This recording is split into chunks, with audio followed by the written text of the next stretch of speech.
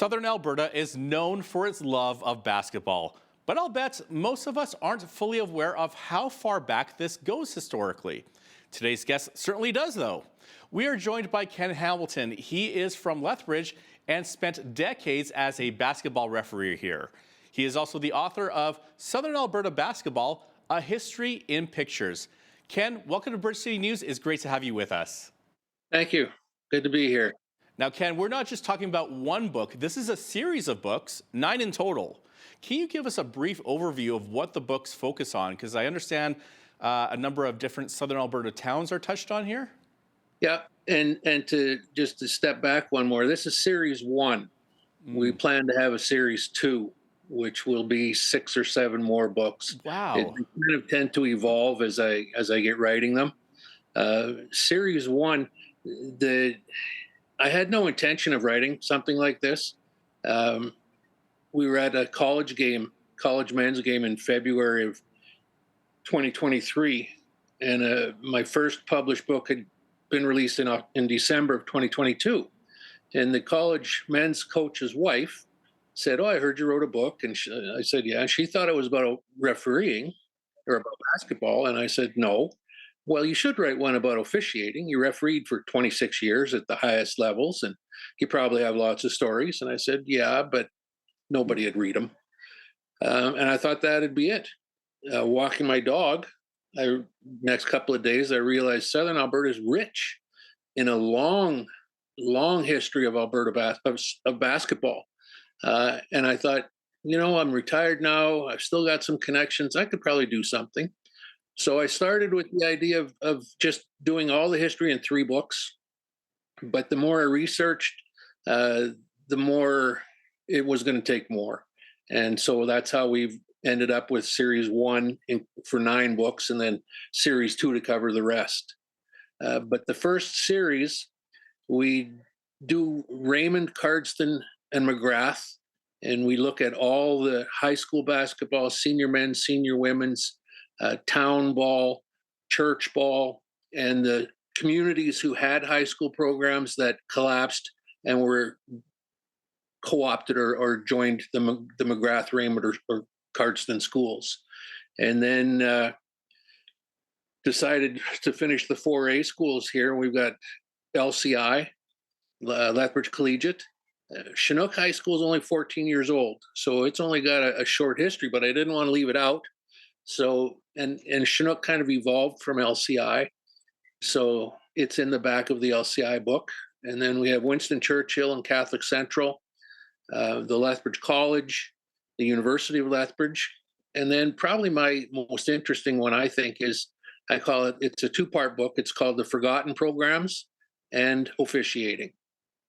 And I call it Forgotten Programs because while I was doing my research, I found about 38 either high school or post-secondary basketball programs in Southern Alberta that no longer exist.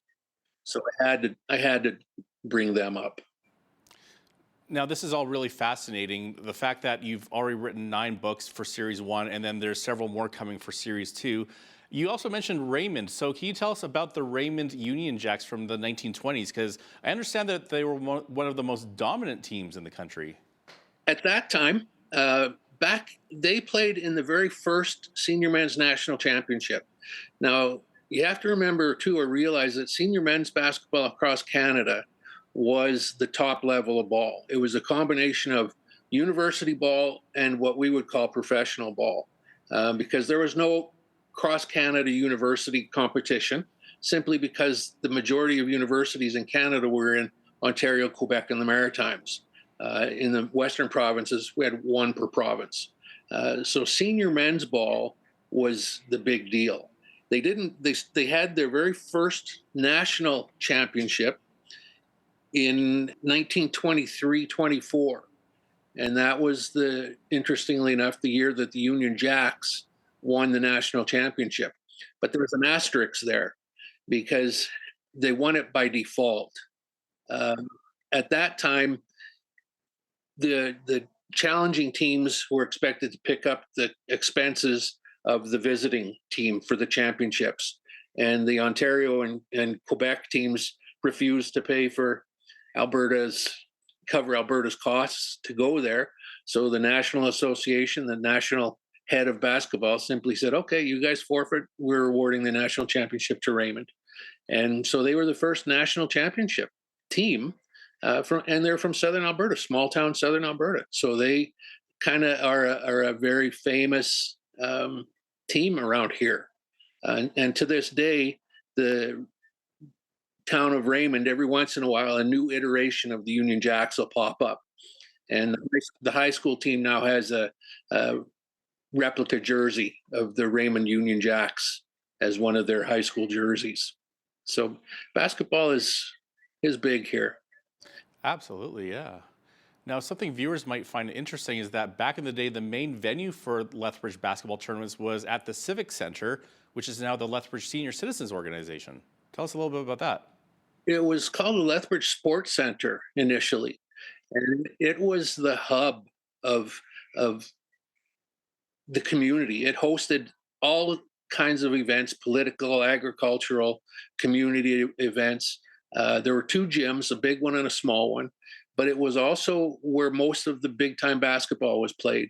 The senior men's games were played there, and usually the senior men's games had a warm up game that involved high school teams. But the university used the Sports Civic Center as its home gym for the first couple of years until they got their first gymnasium built.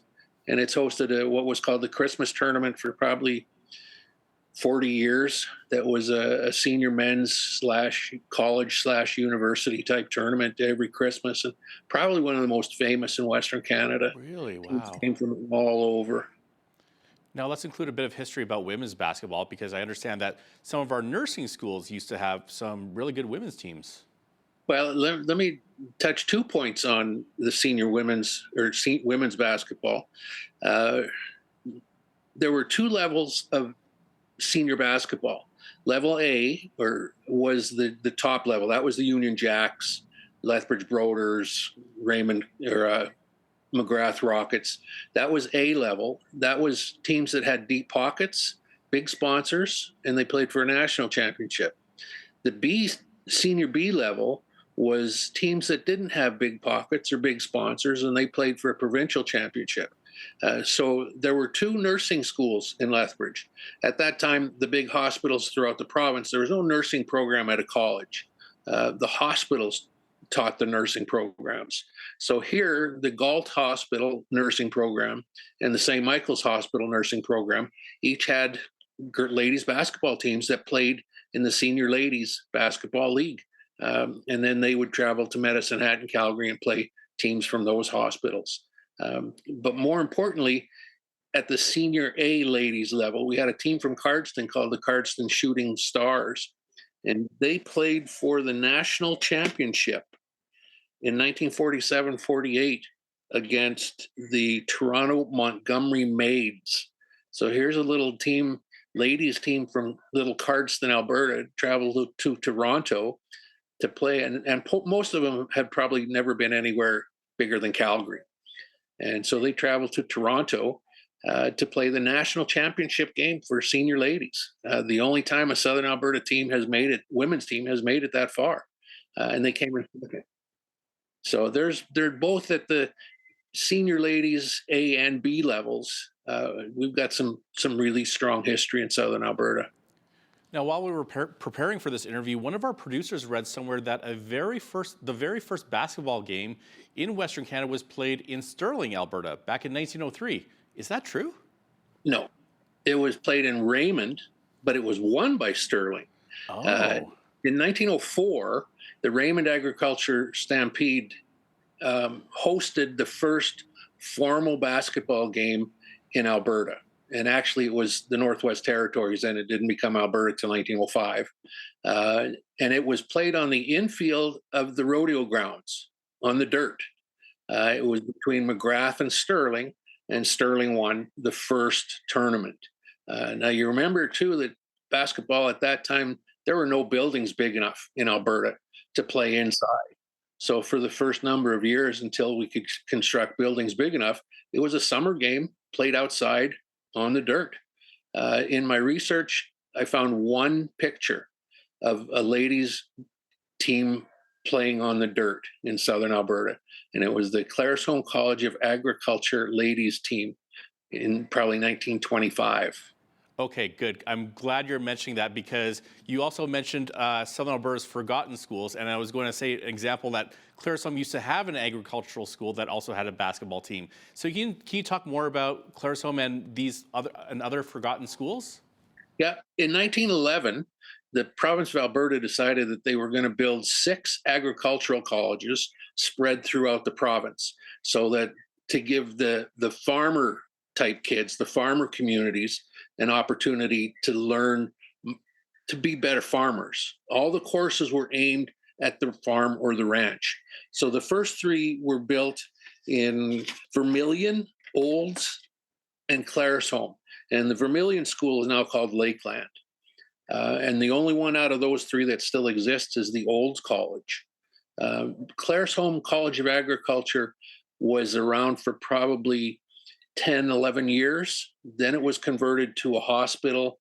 There was a flu epidemic that they converted the college to a hospital, and then it was closed after that. None of those schools, other than Olds and Lakeland, uh, out of those initial 6, still exist. But Raymond also had an agricultural college. And the funny thing about it didn't come around till about 1921. Lasted probably 13 years, but their men's team played until the 1950s. So even though the college was closed and their team was called the Idlers were still competitive as a basketball team into the early 1950s, well after the college even closed.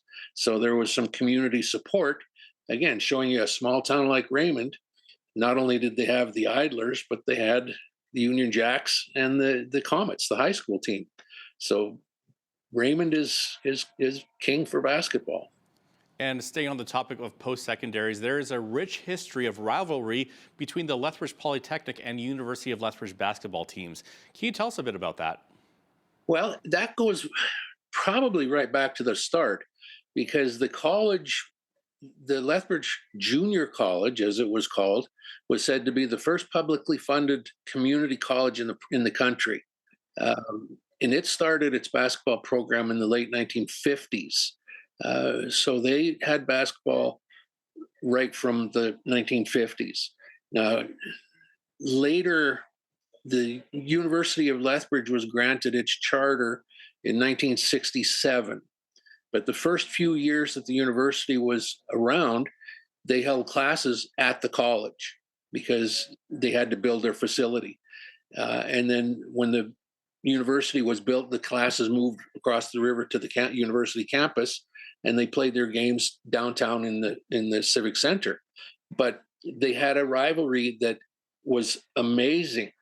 We had a game between the college and the university earlier this week at the college, and it attracted quite a few fans. But back in the 70s, we have our big building here is called the NMAX Center, recently changed to the visit lethbridge.ca arena.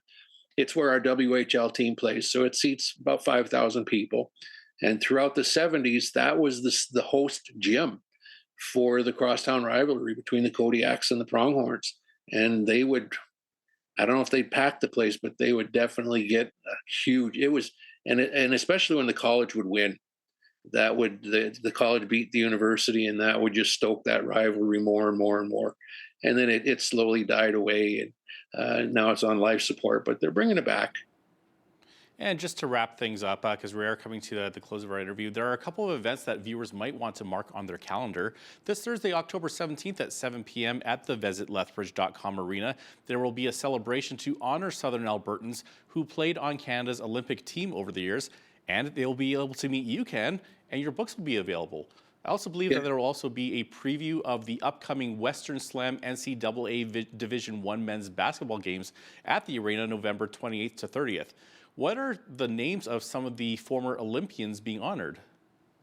Uh, I divided it up into 2 eras. The modern era, that I call the modern era, starts about 1970. That was about the time that Canada Basketball decided that there were enough college athletes that they could have tryouts to form the Olympic team or the national team. So we've got, at one point, there was 3 guys from Raymond on the national team. And again, Raymond is 2,500 people. So you've got 3 out of 12 of the players from Raymond. It's an amazing statistic. It was Al Williams, Phil Tallstrip, and Tim Tallstrip. And the 2 Tallstrips also, they played at Brigham Young and Idaho State or Utah State, for their 4-year NCAA eligibility, and then both moved back home and played for the University of Lethbridge for the 5th year of eligibility. And Phil Tallstrip was the captain of the national and Olympic team. In the Montreal Olympics, he led the team to a 4th place finish and finished 4th in points.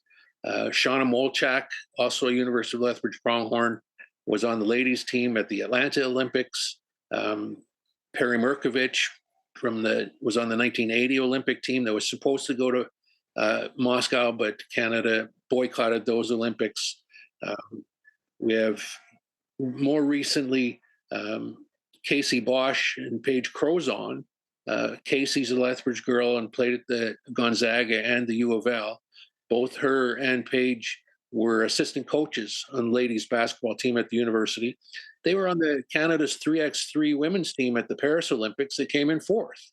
So for Lethbridge being a small community, or Southern Alberta being a small community, we also have Ross Beckering, who, even though he played for the Netherlands in the Tokyo Olympics in the men's 3-on-3 team for the Netherlands.